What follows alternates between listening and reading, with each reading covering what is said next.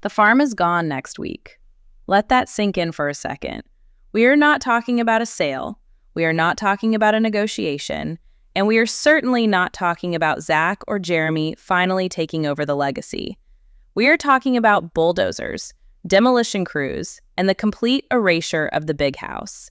If the leaked information swirling around the darker corners of the internet and local Oregon real estate circles is true, everything we know about Roloff Farms is about to be wiped off the map. We have received insider reports and exclusive theories that suggest the for sale sign was just a decoy. The real deal is happening in the shadows, and it is terrifying. The rumor is a secret auction, a backroom deal orchestrated to bypass the family, bypass the fans, and cash out fast. And the wildest part? The one person standing between the big house and a pile of rubble isn't Matt, and it isn't Amy. It's Chris Merrick. You need to stay with me because what I am about to break down changes the entire history of Little People, Big World. We need to look at the facts that have been hiding in plain sight. For months, we have watched the tension on the show. We've seen Matt complain about the maintenance, we've seen Caryn hinting about retiring to Arizona, and we've seen the absolute breakdown of negotiations with the twin boys. But while we were distracted by the family drama, something else was happening on the perimeter of the property. Local neighbors and sources have reported seeing surveyors on the land. Now you might say, so what? Matt is always building something. But these weren't Matt's usual crew. These weren't the guys building a new barn or fixing a pumpkin patch attraction. These were corporate surveyors. Men in suits with commercial-grade equipment, the kind used for high-density residential planning. And here is the kicker. There were no cameras. TLC was not filming. If Matt Roloff is doing a project, he wants it on camera. He wants the credit. He wants the content.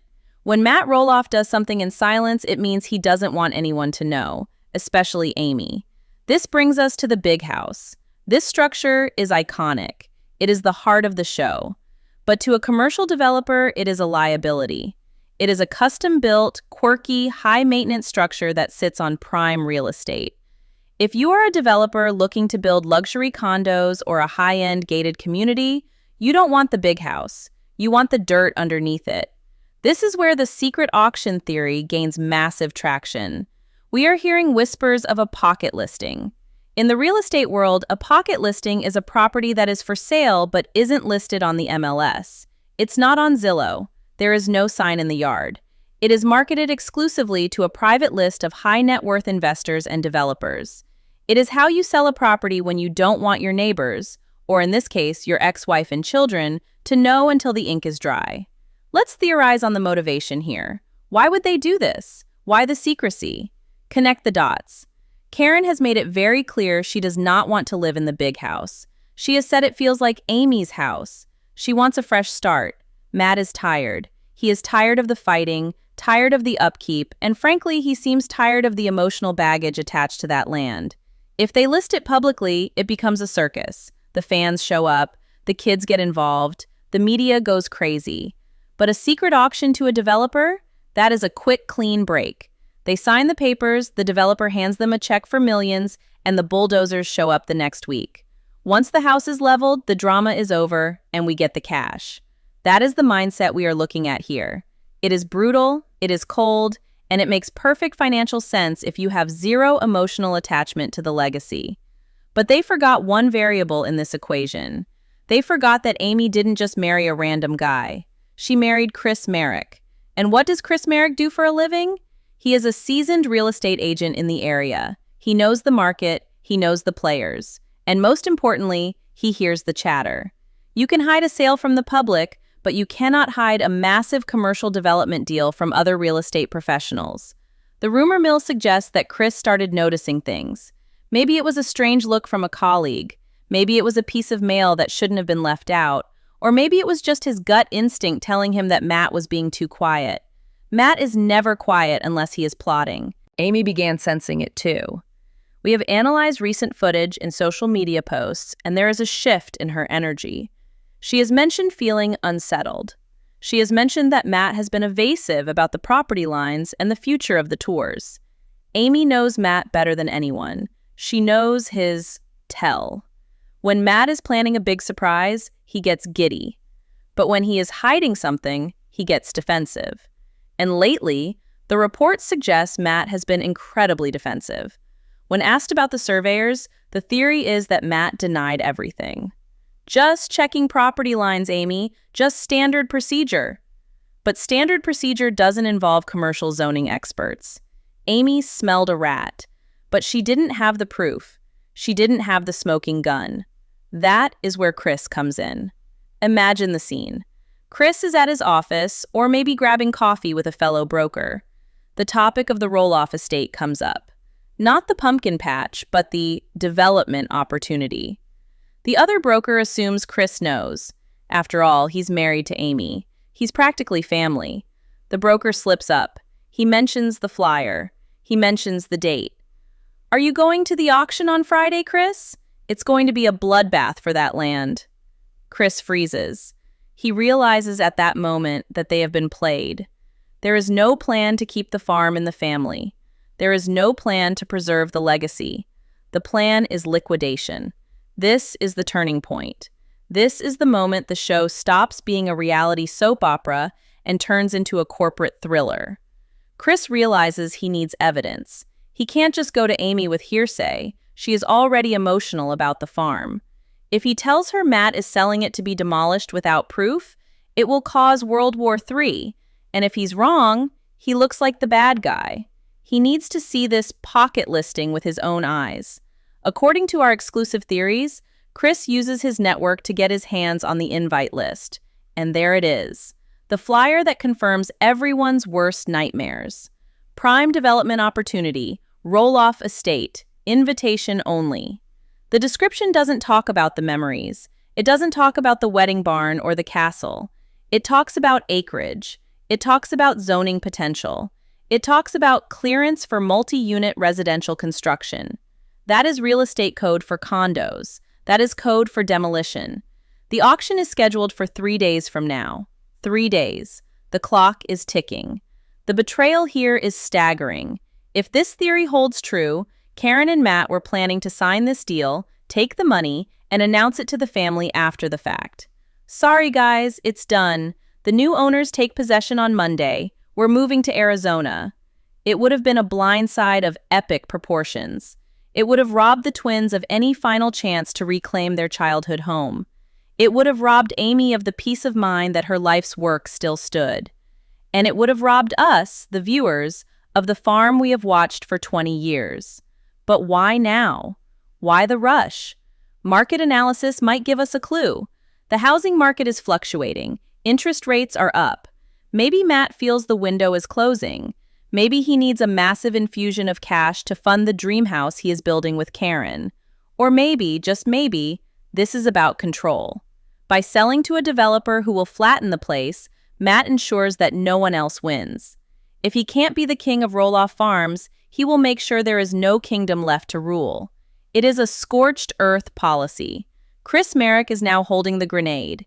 He has the flyer. He knows the time. He knows the place. He rushes home to Amy. You can imagine the conversation. Amy is likely in the kitchen, perhaps cooking, completely unaware that her past is being sold to the highest bidder. Chris walks in, his face pale. He puts the flyer on the counter. Amy, you need to sit down. Matt isn't just selling the house, he's destroying it. The shock turns to horror, and then, hopefully, to rage. This isn't just a business deal. This is personal. This is an erasure of history. But what can they do? It is Matt's property. Technically, he has the right to sell it to whomever he wants. If he wants to sell it to a condo developer, that is his legal right. Or is it? This is where the investigation deepens. This is where we have to look at the history of the land itself. Is there something buried in the paperwork? Something from decades ago that Matt has forgotten? We are going to dig into the legalities, but right now, the stakes couldn't be higher. The auction is in 72 hours. It is a sealed bid, invitation-only event. Matt and Caryn think they are in the clear. They think they have pulled off the heist of the century. They are likely already looking at paint swatches for the Arizona house, clinking glasses, laughing about how they dodged the family drama. They have no idea that Chris has the invite. They have no idea that the secret auction has been compromised. And they have absolutely no idea that Amy Roloff is about to go to war. The psychological aspect of this cannot be overstated. For Caryn, this is the final victory. She has been painted as the villain for so long, and in her mind, this sale vindicates her. It proves that this was just a business asset all along. It removes the physical reminder of Amy's marriage to Matt. As long as that big house stands, Caryn is living in Amy's shadow. But if the big house is a pile of rubble and a row of condos, that shadow is gone. For Matt, it is about ego. He built it, he can destroy it. He refuses to let his children dictate his financial future. He refuses to admit that maybe, just maybe, he overplayed his hand with Zach and Jeremy. So here we stand. The countdown has begun. The developers are preparing their bids. The bulldozers are being fueled up. The secret is out, but only to a select few. The question is, what is Chris Merrick's play? He can't just storm in and demand they stop. He needs leverage. He needs a weapon. And as we are about to find out, the Roloff farm has secrets even Matt doesn't know about. We are tracking reports that Chris and Amy are currently scrambling, digging through old county records, looking for a miracle. And they might just find one, but they have to move fast because the for sale sign is coming down and the demolition notices are ready to be posted. Hold on tight, because what happens in the next 48 hours of this timeline is going to blow your mind. We are moving from suspicion to confrontation. The secret auction is the battleground, and the weapon is a piece of paper that has been gathering dust for 30 years. We are deep in the danger zone now. The clock is ticking down, and the silence from the big house is deafening. But while Matt Roloff is keeping his mouth shut, sources suggest that someone else wasn't quite as careful. This brings us to the most explosive piece of this entire puzzle, the smoking gun that turns this from a sad real estate sale into a calculated betrayal. We have to talk about the hot mic theory. According to leaks circulating among production insiders and audio engineers who have worked on similar reality sets, there is footage, or at least audio, that never made it to air. It allegedly captures Caryn Chandler in a moment of unguarded honesty that reveals the true motivation behind this secret auction. The setting is a lunch date, seemingly off camera, or perhaps during a break in filming where the microphones were still live. Caryn is speaking to a friend, unaware that the audio feed is being monitored. The quote we are hearing about is chilling in its simplicity. Once the house is leveled, the drama is over, and we get the cash. I'm done with the mud. I'm done with the memories. We take the payout and we go to Arizona. Let's break that down. Level the house. She isn't talking about selling the home to a nice family who will cherish the custom low counters and the whimsical architecture. She is talking about demolition. She is talking about erasure. This confirms the villain's plan narrative perfectly. For years, we have watched Caryn navigate the complex dynamics of the Roloff family. We've seen her try to play the peacemaker, but we've also seen the side eye, the whispered comments to Matt, the subtle steering of the ship. This secret auction is the masterstroke. It solves all her problems at once. By selling to a commercial developer who plans to build condos, she ensures that the property is irrevocably changed. There is no going back. Zach can't come back in 5 years and buy the farm if the farm is a parking lot for a condo complex. Jeremy can't inherit the legacy if the legacy has been flattened. It is a scorched earth policy designed to sever Matt's tie to his past so he can fully commit to his future with her. And the motivation? Money. Quick, liquid cash. Why the rush for cash? We need to look at the financials. Matt is building a massive dream home. Construction costs have skyrocketed. Interest rates are punishing. There are rumors that the new build is over budget. Way over budget. Matt loves to build big, but he doesn't always plan for the cost overruns. If he is leveraged to the hilt on the new construction, he needs a massive infusion of capital immediately. He can't wait 6 months for a traditional home sale. He can't wait for a family negotiation that drags on for years. He needs millions, and he needs them next week.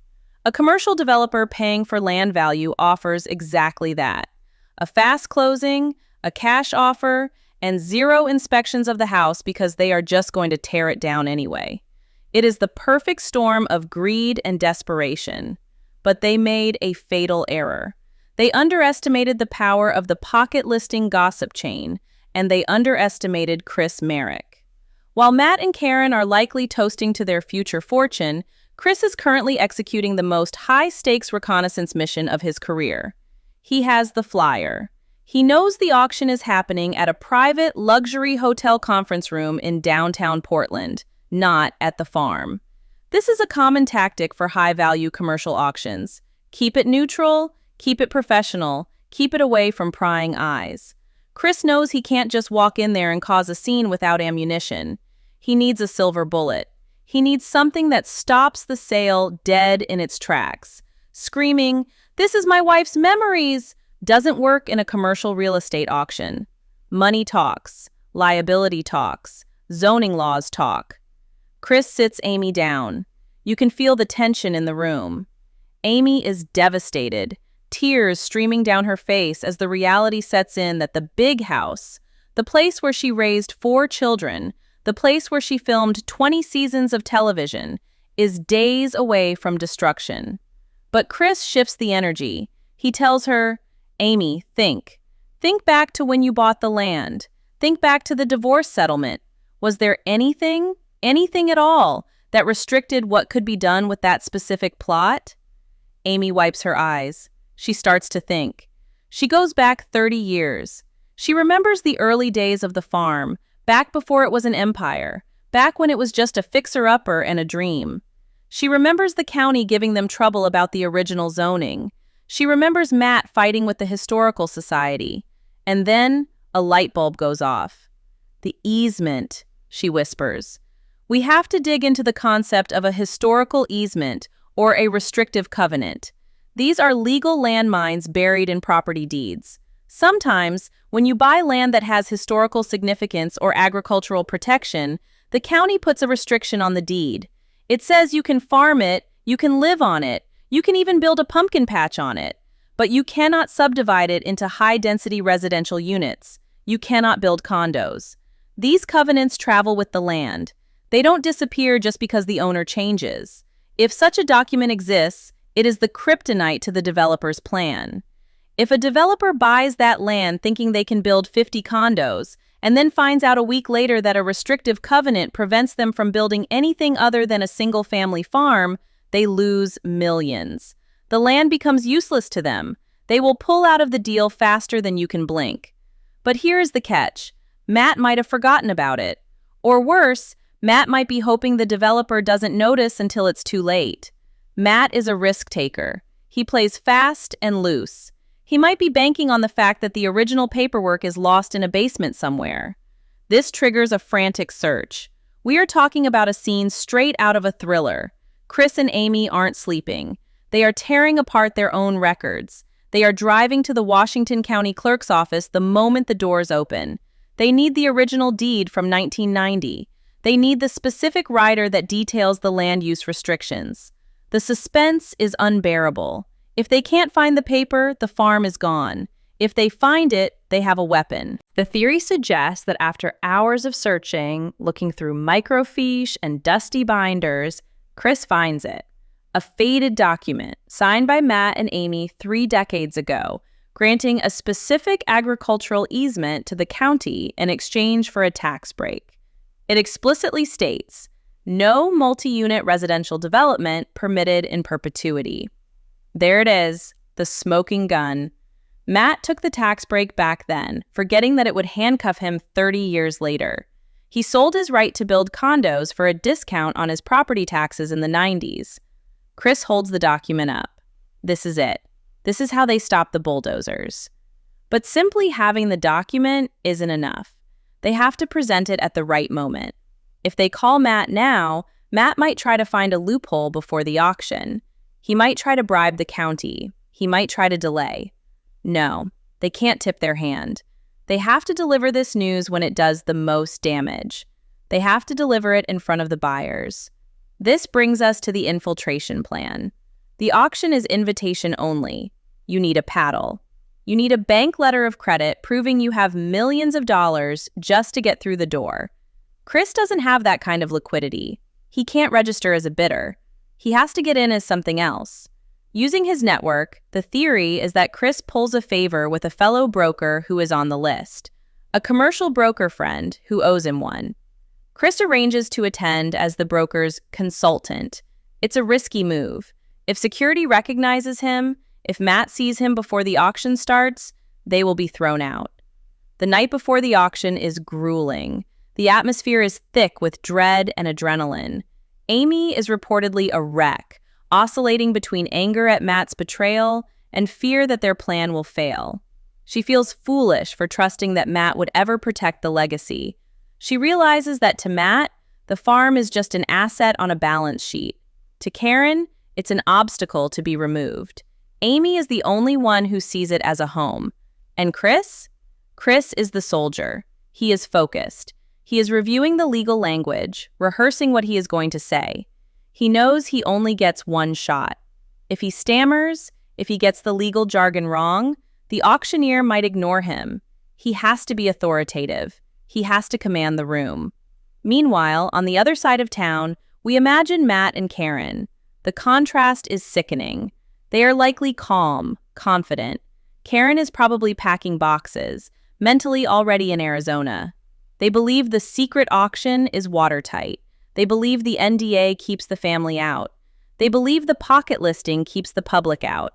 They are arrogant, and their arrogance is their weakness. They haven't done their due diligence because they assume they are the smartest people in the room. They assume Amy is just the emotional ex-wife who will cry about it later. They have no idea that the emotional ex-wife is coming for them with a legal sledgehammer. The morning of the auction arrives. It's a gray Oregon day. Rain threatens the sky. Chris and Amy dress not for a farm day, but for business. Amy puts on a blazer. Chris wears his best suit. They look like buyers. They look like sharks. They drive to the hotel in silence. The tension is palpable. This is the biggest confrontation of their lives. It's not about pumpkins anymore. It's not about who gets the big barn. It's about stopping a demolition. They arrive at the hotel. The lobby is quiet. They see the signage. Private event, Ballroom B. Security is tight. There's a list. Chris's contact, the broker friend, meets them in the lobby. He looks nervous. "Chris, if this goes south, I lose my license," he whispers. Chris nods. "It won't go south. We're just here to clarify the terms of sale." It's a lie, of course. They are there to blow up the sale. They approach the check-in desk. The security guard looks at the list. He looks at Chris. He looks at Amy. There is a moment of hesitation. Does he recognize them from the show? Amy is unmistakable. But in a business suit, out of context, maybe she just looks like a wealthy investor. The guard checks the name of the broker friend. "And these are your associates?" the guard asks. "Yes, my consultants," the broker replies. The guard stamps their hands. They are in. They walk into the ballroom. It's silent. Rows of chairs. Men in expensive suits whispering. And there, at the front of the room, standing near the auctioneer's podium, is Matt Roloff. He's laughing, shaking hands with a man who looks like a shark, the lead developer. Caryn is standing a few feet away, checking her phone, looking bored. They haven't seen Chris and Amy yet. They are at the back of the room, in the shadows. The auctioneer steps up to the mic. "Ladies and gentlemen, thank you for joining us for this exclusive opportunity, the Roloff Estate, prime acreage, unlimited potential." The slide on the screen shows the big house with a red outline around it. The word demolition isn't written there, but it's implied in every word the auctioneer says. "Zoned for immediate redevelopment," he claims. Chris tightens his grip on the folder containing the easement. Amy takes a deep breath. They are minutes away from the most explosive moment in the history of the farm. The first bid is about to be called. Matt is beaming. He thinks he's won. He thinks he's free. He has no idea that the past is standing 20 feet behind him, ready to scream. This is the precipice. The buildup is done. The players are in position. The villain is confident. The heroes are undercover, and the weapon is locked and loaded. When Chris Merrick opens his mouth in the next few minutes, he isn't just going to stop an auction. He is going to humiliate Matt Roloff in front of the biggest developers in the state. He is going to expose the lie, and he is going to save the farm. But what happens when the truth comes out? Does the developer sue? Does Matt explode? Does Caryn storm out? We are about to walk through the chaos of the confrontation. The secret auction is about to become a public spectacle. The air in the auction room is so thick you could cut it with a knife. The auctioneer clears his throat, the sound echoing off the high ceilings of the hotel ballroom. Matt Roloff is standing near the front, arms crossed, looking every bit the mogul he thinks he is. He nods to the developer, a subtle gesture that screams, "This is in the bag." The developer, a man who has likely bulldozed half the county for high-rises, nods back. They are two men about to shake hands on a deal that will erase 30 years of history. The first bid is called. We are opening the bidding for the Roloff estate, consisting of the primary residence, the wedding barn, and 34 acres of prime development land. Do I hear $4 million? This is the moment. Chris Merrick doesn't wait for the bid to be acknowledged. He doesn't wait for the momentum to build.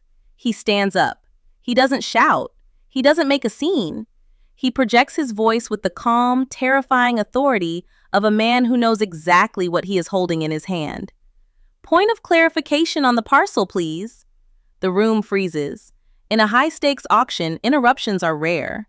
The auctioneer looks annoyed. Sir, we are in the middle of opening bids. If you are not a registered bidder, please sit down. Matt spins around. His eyes lock onto Chris. For a split second, confusion washes over his face, followed immediately by a flash of panic. He sees Amy sitting next to Chris, stone-faced, staring right through him. Matt takes a half step forward, his mouth opening to say something, but Chris cuts him off. I am representing a party with a vested interest in the legal standing of this title, Chris says, his voice steady. The prospectus listed this land as cleared for multi-unit residential development. However, we are in possession of a restrictive covenant filed with Washington County in 1990, specifically regarding the Big House lot. The developer's head snaps toward Matt. The murmurs start. The other investors in the room, the sharks looking for a quick flip, start checking their phones and whispering to their lawyers. The auctioneer falters. Sir, the title search was comprehensive. There are no such restrictions.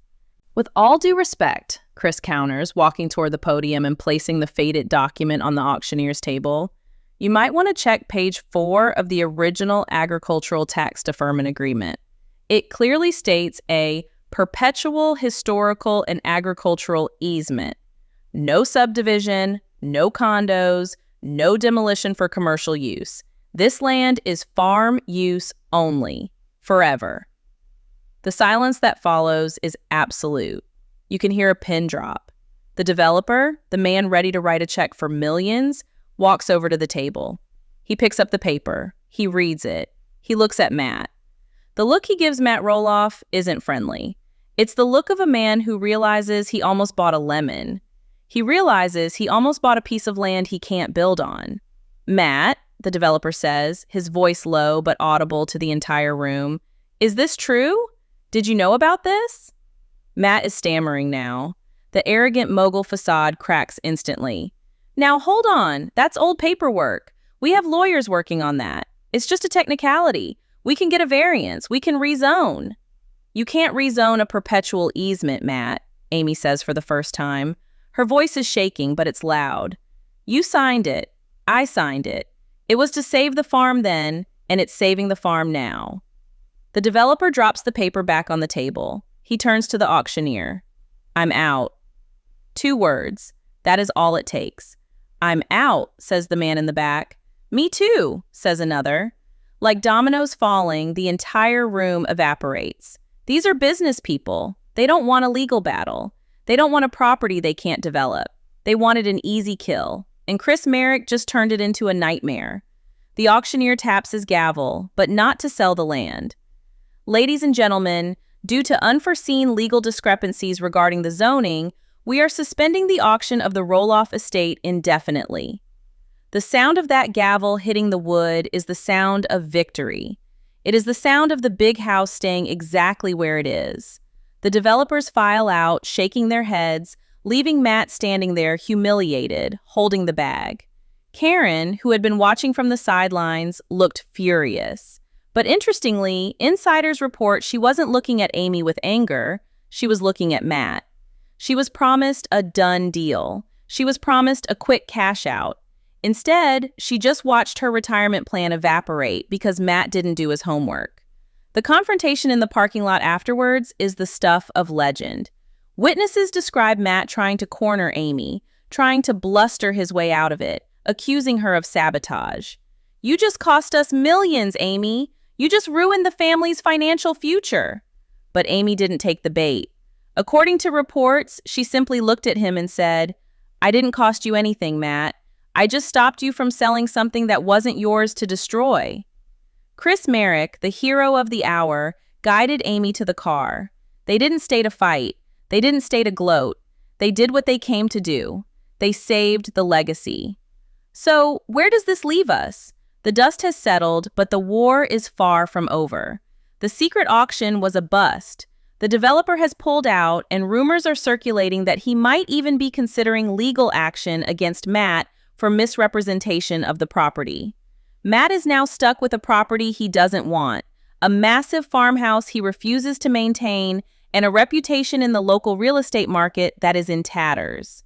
Who is going to trust a seller who tries to hide a restrictive covenant? But the biggest fallout is between Matt and Caryn. This theory suggests that this failed auction has caused a massive fracture in their relationship. Caryn wanted the money and the move to Arizona. She didn't sign up for a protracted legal battle over a farm she hates. We are hearing whispers that Caryn is spending more time away from the farm, distancing herself from the mess Matt created. If the money isn't there, is the relationship secure? That is the question everyone is asking. And what about Amy? This victory has emboldened her. She realizes now that she still has power. She still has leverage. The historical easement proves that she is still the guardian of the farm, even if her name isn't on the deed anymore. We have exclusive theories that Amy is now putting together a new plan. If Matt can't sell it to a developer and he can't demolish it, his options are limited. He is bleeding money on maintenance. The prediction? Amy and Chris might make a move to buy the big house back. Not for market value, Matt has lost his leverage, but for a fraction of the price. Or, even better, they might force Matt to put the land into a trust for the grandchildren. This stops the sale forever and ensures that Jackson, Ember, and the other grandkids eventually inherit the kingdom. This entire saga proves one thing: you cannot erase history just because it's inconvenient. Matt Roloff tried to play a game of commercial chess, and he got cheated by his own past. The big house stands today because Chris Merrick was smart enough to look at the fine print, and Amy Roloff was brave enough to show up. We are going to be monitoring the county clerk's office every single day for the next few weeks. If Matt tries to file for a removal of the easement, we will know. If Caryn tries to push for a different kind of sale, we will know. But for now, the bulldozers have been turned off. The survey stakes have been pulled up. The farm is safe. I want to know what you think. Was Matt just being a businessman? Or was this a calculated attack on the family legacy? And do you think Caryn will stick around now that the quick cash plan has failed? This story is developing by the hour, and you know we will bring you the updates first. Can you imagine if they had actually bulldozed the farm for condos? I was shaking just watching this unfold. The audacity is on another level. If you are Team Amy and Team Chris on this one, you need to smash that like button right now. Subscribe to the channel because we have a team digging into the developer's background as we speak. There is more dirt to uncover. Don't miss the next update because the battle for Roloff Farms has only just begun. I'll see you in the comments.